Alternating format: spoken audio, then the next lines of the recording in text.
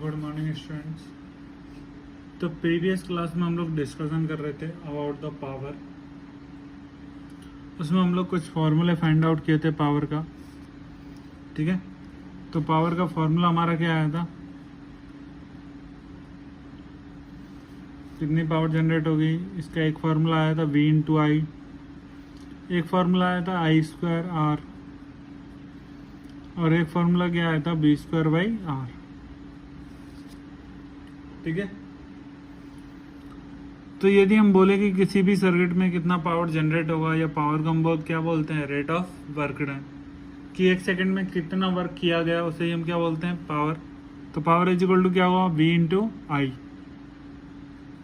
अब यहाँ बात करते हैं किसका, यूनिट का।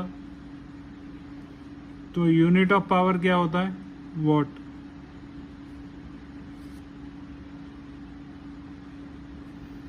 यूनिट ऑफ पावर क्या होता है, वॉट। नेक्स्ट देखो किसके बारे में, यदि हम पूछे जाए व्हाट इज 1 वाट।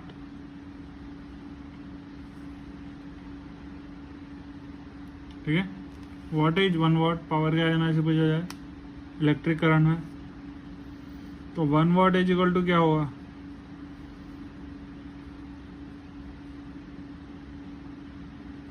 ये रहेगा। यदि हम किसी भी सर्किट को किससे, 1 वोल्ट की बैटरी से कनेक्ट करते हैं, उससे कितना करंट फ्लो होता है, 1 एम्पियर। उससे कितना करंट फ्लो होता है, 1 एम्पियर। तो जो पावर जनरेट होगा,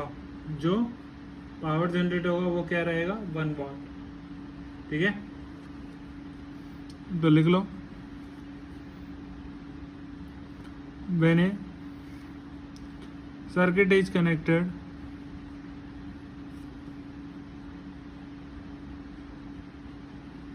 with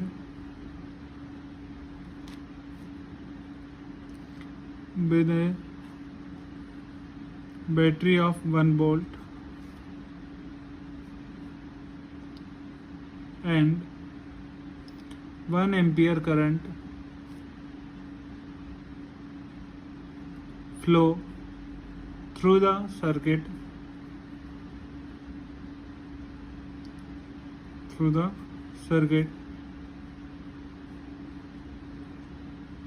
then the power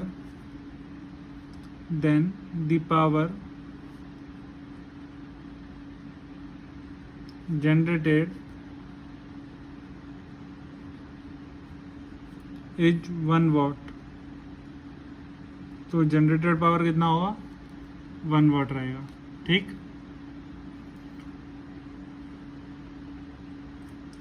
अब इसी के साथ में आप लोगों ने घर में देखा होगा कि हमारा घर का जो बिजली का बिल आता है, इलेक्ट्रिसिटी बिल आता है, वो हमेशा हम बोलते हैं कि हमारा इस बार का, इस मंथ का रीडिंग था वो 20 यूनिट्स आया, 30 यूनिट्स आया, 50 यूनिट्स आया, 100 यूनिट्स आया। उसी के रिगार्डिंग हमारा क्या बनता है, इलेक्ट्रिसिटी बिल जनरेट होता। ठीक है, तो इलेक्ट्रिसिटी बिल में एक यूनिट किसको रिप्रेजेंट करता है, समझना। In the electricity bill,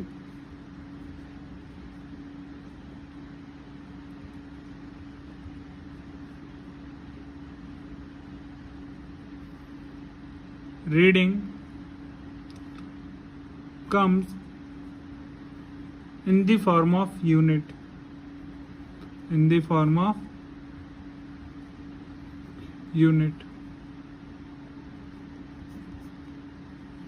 अब इस यूनिट का मतलब क्या है, इस यूनिट का मतलब ऐसे बताया गया,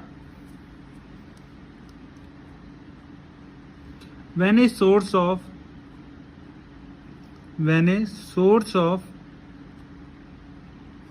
1 kilowatt power, when a source of 1 kilowatt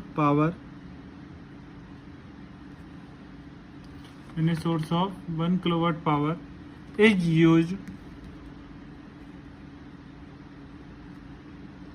used for 1 hour,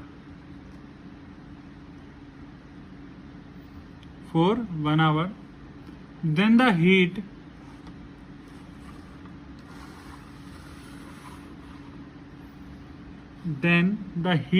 produced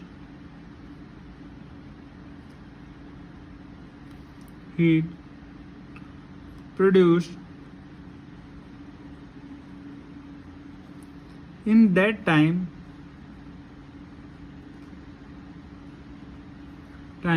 is counted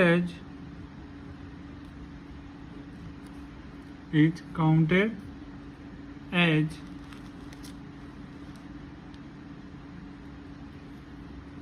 1 unit of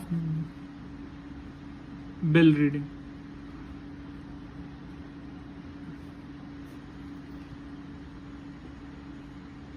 बात समझ में आई? तो एक सोर्स जिसकी पावर कितनी है 1 किलोवाट है, वो 1 आवर तक लगातार एनर्जी क्या करता है, किसी भी सोर्स से कंज्यूम करता है। तो उसके द्वारा 1 आवर में जितनी हीट प्रोड्यूस की गई, 1 घंटे में जितनी हीट प्रोड्यूस की गई, उसे ही हम क्या बोलते हैं, इलेक्ट्रिसिटी बिल का 1 यूनिट। ठीक है, तो नेक्स्ट लिखो, heat produced in 1 hour, heat produced in 1 hour.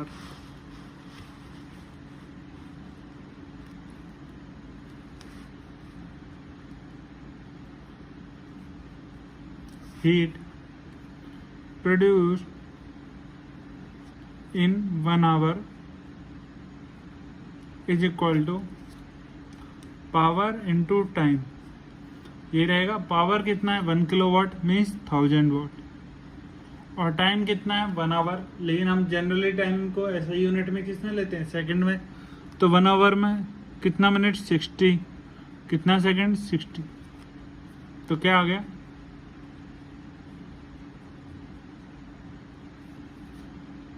कितना ही 36 इंटू 10⁵ जूल। कितना, 36 into 10⁵ joule is equal to 3.6 into 10⁶ joule. जब इतना हीट जनरेट करता है कोई भी इलेक्ट्रिसिटी, इलेक्ट्रिक इक्विपमेंट, जब इतना हीट जनरेट करता है तो इलेक्ट्रिसिटी बिल का कितना रीडिंग इंक्रीज होता है, 1 यूनिट। जब कोई भी इलेक्ट्रिकल इक्विपमेंट इतना हीट जनरेट करता है तो कितना यूनिट बनता है इलेक्ट्रिसिटी बिल में, 1 यूनिट। बात समझ में आया?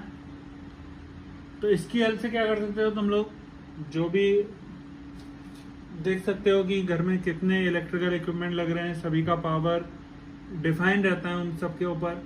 तो तुम घर का इलेक्ट्रिसिटी बिल जनरेट कर सकते हो कि कितना इलेक्ट्रिसिटी बिल हमारा मंथली आना चाहिए।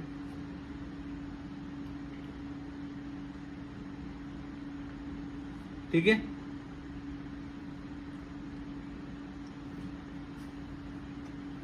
तो नेक्स्ट लिखो, नेक्स्ट टॉपिक लिखो, यूज ऑफ या application of heating effect of current. Next topic लिखो, application of heating effect of current.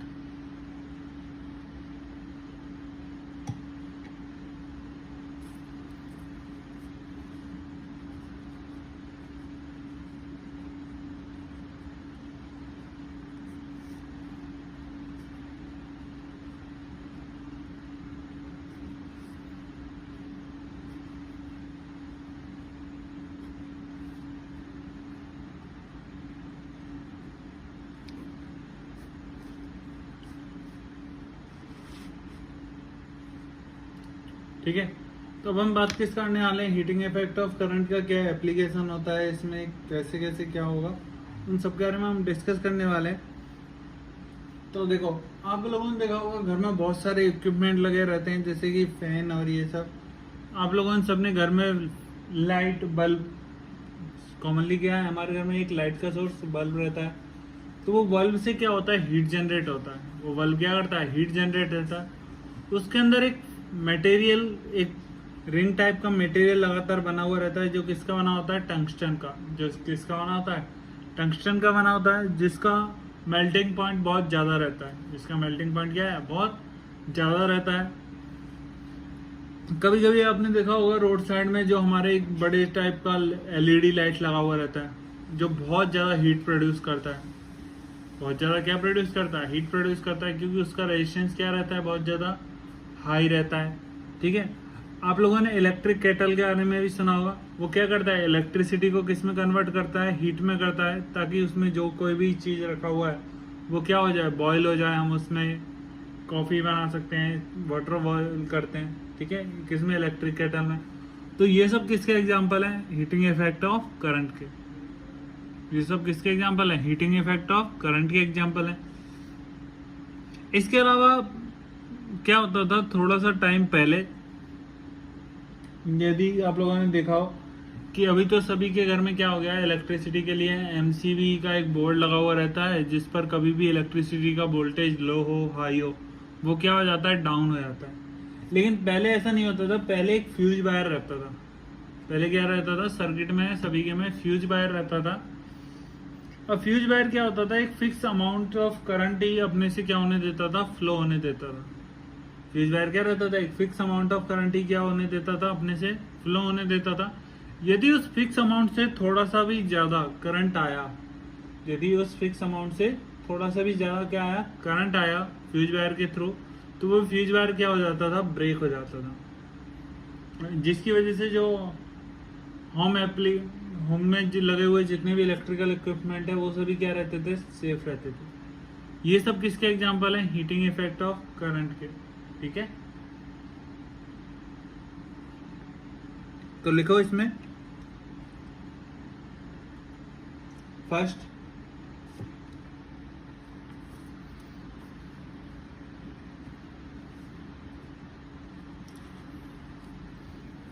in the fuse wire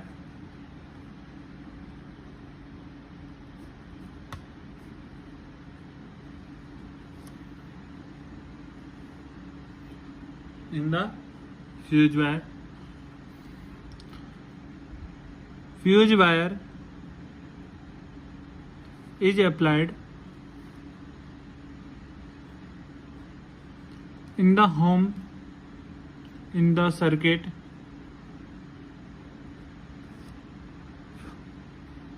to save other electrical equipment, to save other electrical equipment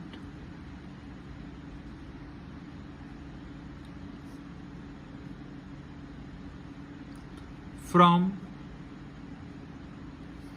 higher voltage or higher current supply, from higher voltage or current supply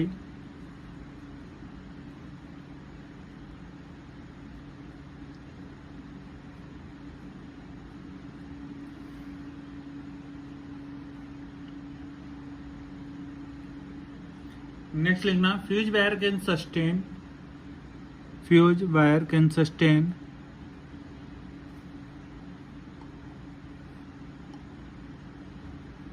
up to a fixed amount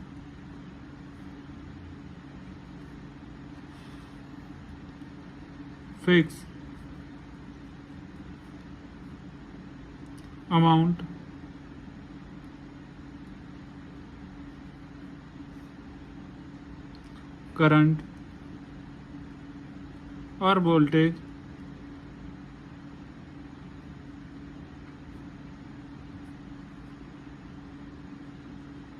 whenever the current is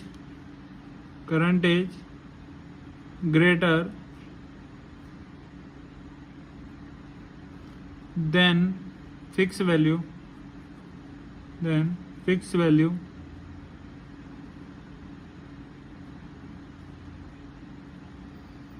fuse wire break down and circuit is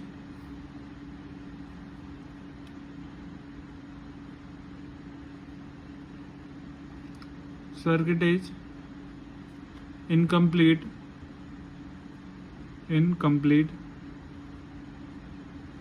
So home equipment remains safe.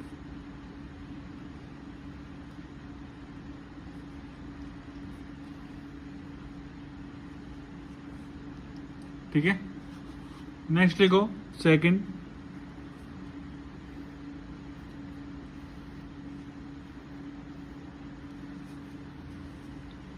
to produce heat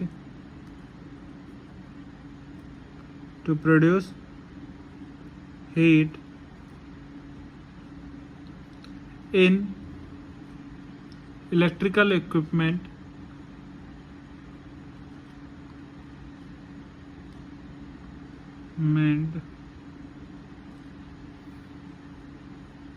like electric kettle,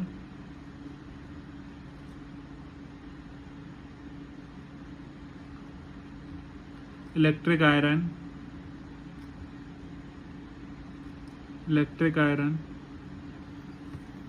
ठीक है। Third लिखो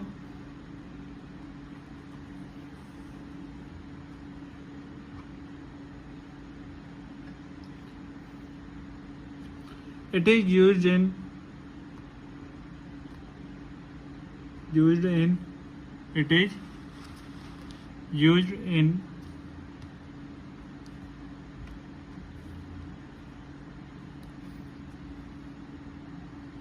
bulbs to produce light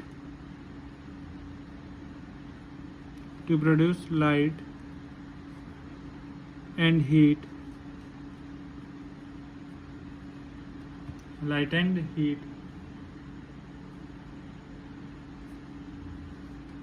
next लिखना filament of bulb is made of tungsten,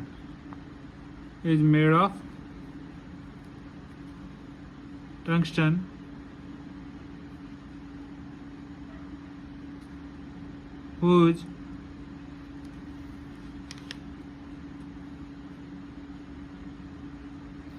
melting and boiling point is very high,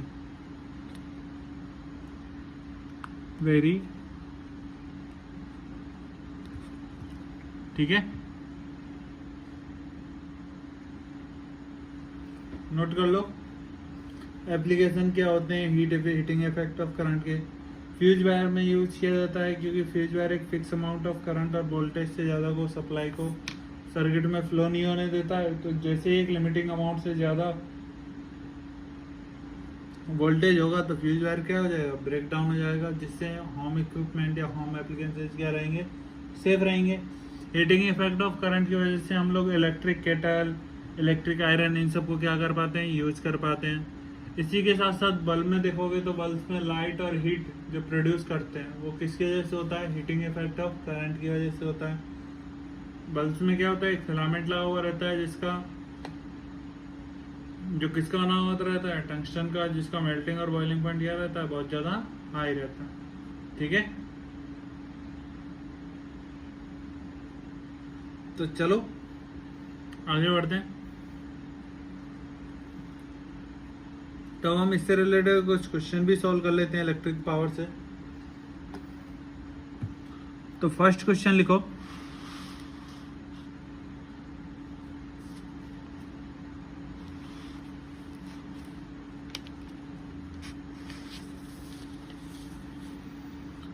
note करो, an electric iron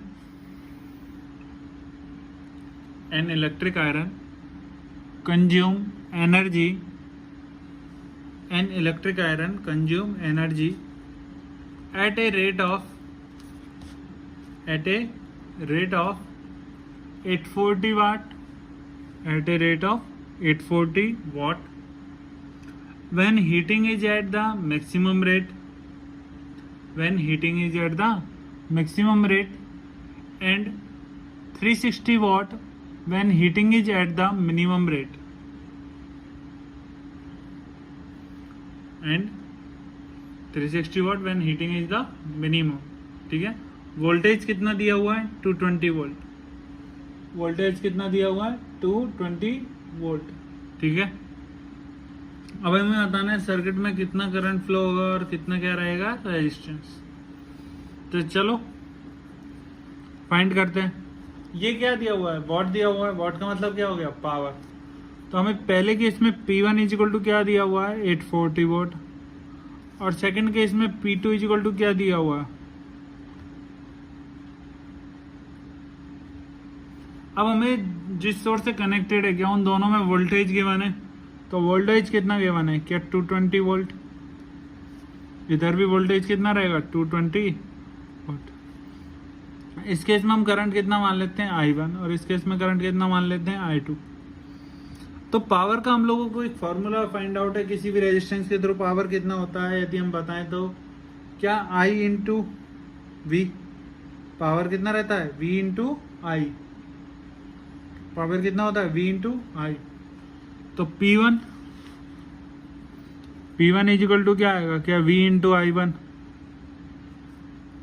ऐसे ही यहाँ पर P2 is equal to क्या आ जाएगा, V इंटू I2। तो I1 is equal to क्या आ गया, क्या P1 अपॉन V, और I2 इज इक्वल टू क्या आ गया, P2 upon B। P1 upon B, P1 कितना है 840 अपॉन V कितना 220, I1 आ गया। ऐसे ही क्या यहाँ से I2 आ गया, P2 अपॉन B, P2 कितना 360 और V कितना 220, 0 से 0, 0 से कैंसिल आउट, ये कैंसिल आउट हुआ 2 से, कितने टाइम्स बाद 42, ये 11। ऐसे I2 कितना आ गया, ये 2 से 18 और ये 11। बोलो आ गया दोनों से I1 और I2 का वैल्यू, किस किस का वैल्यू आ गया, I1 और I2 का वैल्यू आ गया। ठीक है, तो दोनों केस में करंट फाइंड आउट हो गया। अब क्या रेजिस्टेंस भी फाइंड आउट कर सकते हैं, अब क्या फाइंड आउट कर सकते हैं रेजिस्टेंस। तो रेजिस्टेंस देखो क्या V is equal to I R, V is equal to तो क्या होता है I into R, V is equal to क्या होता है I इंटू आर होता है। तो V कितना 220 इज इक्वल टू I कितना, क्या 42 अपॉन 11। ऐसे इधर कितना 220 18 अपॉन 11 इंटू आर, क्या दोनों में R1 R2 आ गया।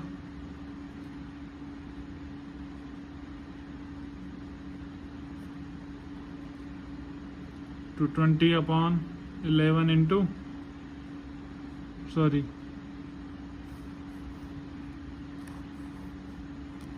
हो गया, R1 R2 आ गया किससे, V is equal to I R. तो आंसर ऐसे निकाल सकते हो, सॉल्व भी कर सकते हो। तो यदि पावर गिवन है तो फॉर्मूला हमारे पास 3 ही है, P is equal to V I, या आई स्क्वायर आर, या फिर V स्क्वायर बाई आर। ठीक है, बात समझ में आ गई। तो चलो नेक्स्ट क्वेश्चन लिखो, नोट कर लो ये क्वेश्चन आराम से सभी लोग। पहले I1 I2 फाइंड आउट किया, फिर V is equal to I R से R1 R2 फाइंड आउट किया। ठीक है,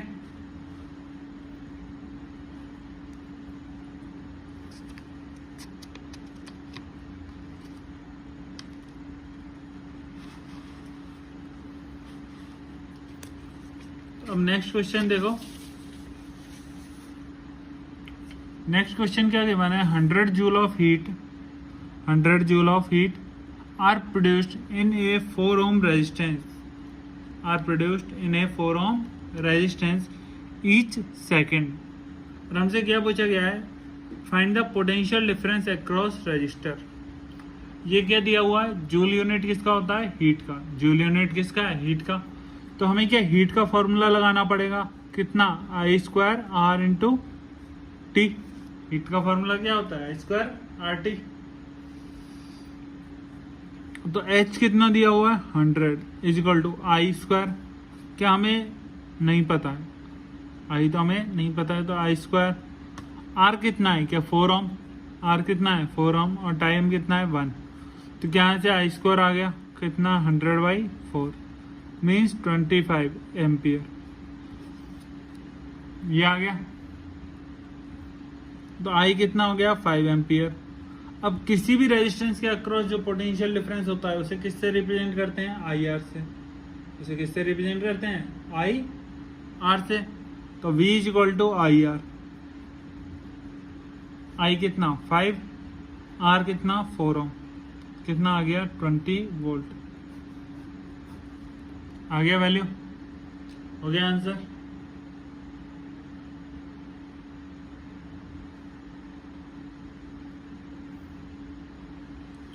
ठीक है,